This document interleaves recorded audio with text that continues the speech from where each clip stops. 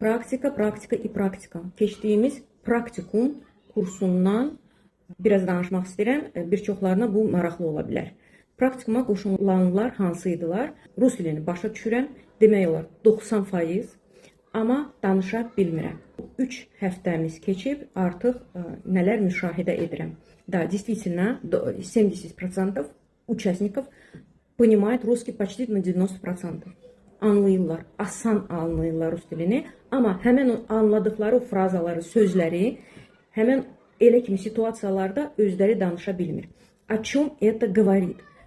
Это говорит о том, что эти слова есть в пассиве. Эти фразы есть в пассиве, но мы не можем их использовать в речи. Yəni, burada harda gəlir bu problem?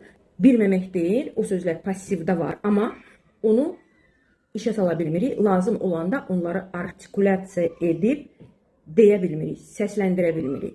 Практика нужна. И с чем это связано?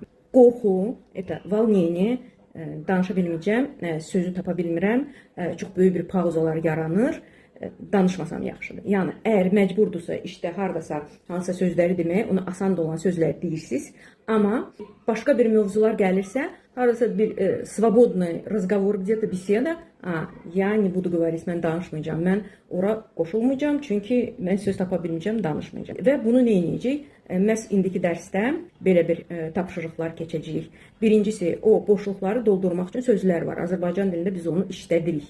Amma rus dilində biraz qorxu gəlir falan. Onda işlətmirik. Məsələn, мне нужно подумать.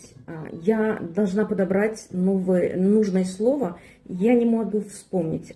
Одну minutочку. Bax, bu frazalar dildə olmalıdır və o boşluqlar asanlıqca dolur. Əgər sözü bilmiriksə, belə bir tapşırıqlar da var artıq bu axırıncı dərsdə. O sözü başqa sözlərlə təsvir edirik. Azərbaycan dilində bunu asanlıqca edirik. По-русски это тоже можно сделать. Bunu edə bilərsiniz.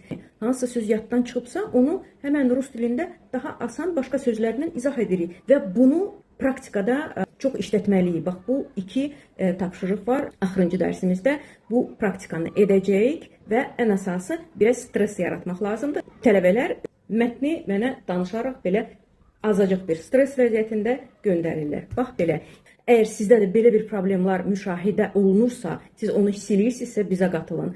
Praktikum sözünü yazın və mən sizə detallı bilgi göndərim.